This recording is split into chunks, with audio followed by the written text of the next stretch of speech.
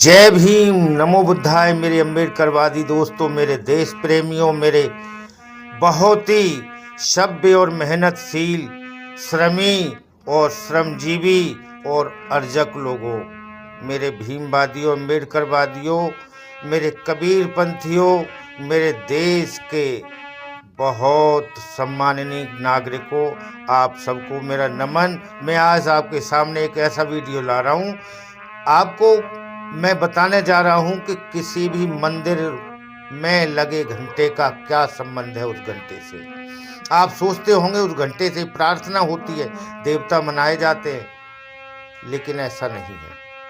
वो घंटा है किसी के स्त्री के, किसी लड़की के भोग का, अपनी वासनाएं कामनाएं तृप्त करने का, मनुवादियों द्वारा, पोंगा पंडितों द्वारा, पुजारियों द्वारा।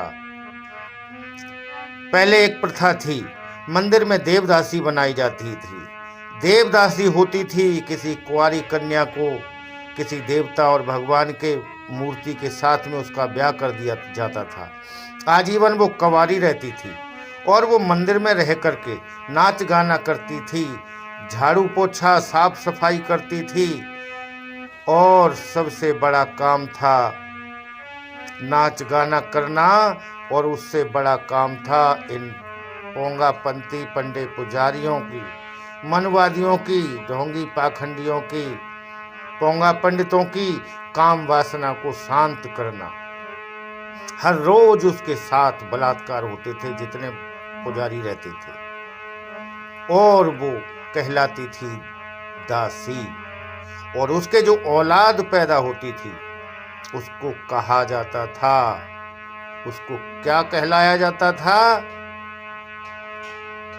दासजन, और बाद में नाम दिया गया हरिजन, जो महात्मा गांधी ने दिया। आजीवन उसके साथ शोषण होता था, उसके साथ भोग।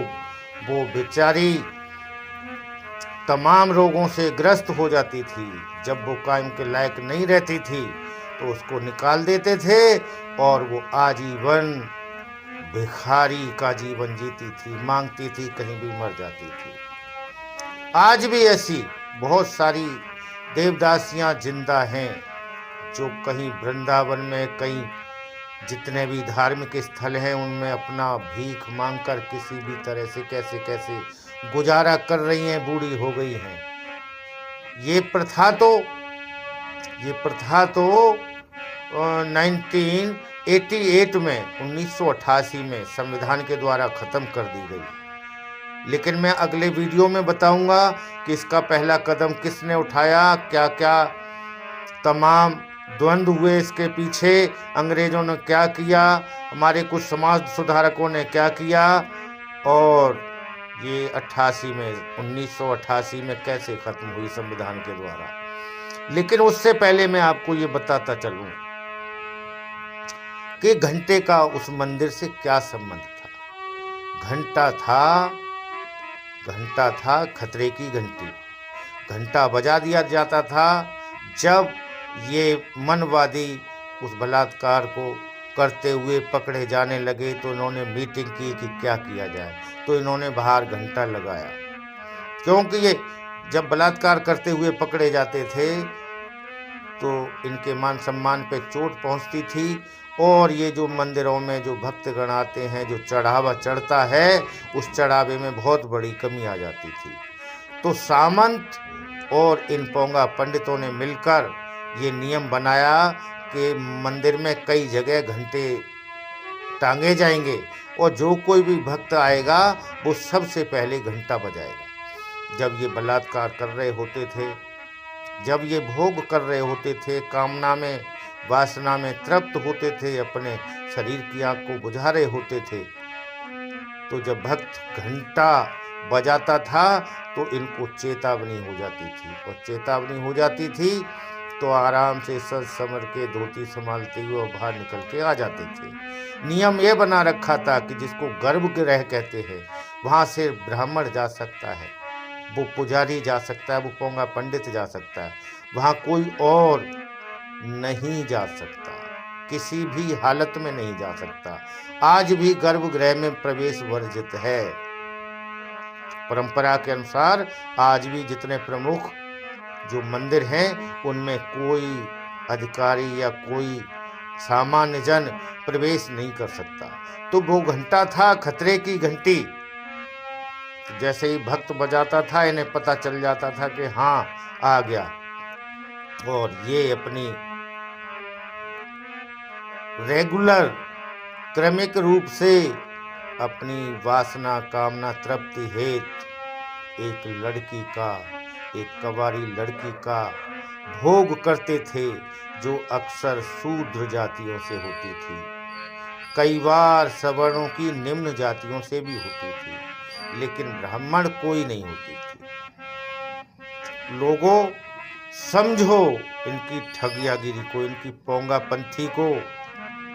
शूद्रों ने बहुत दुख उठाए हैं, आज भी ये क्रम इनका जारी है। इनके ढोंग पाखंड को ढूंढना छोड़ो, इनकी बातों में आना छोड़ो। ये कभी न हिंदू रहे हैं और न हिंदू रहेंगे। ये ब्राह्मण हैं, ये उच्च वर्णधारी हैं, ये उच्च ही श्रेष्ठ रहना चाहते हैं। ये रेसिस्ट हैं, वंशवादी हैं। ये तथाकथित जो राजपूत जातियां हैं, क्षत्रिय जातियां हैं, इन्होंने अपने बचाव के लिए ले रखा है।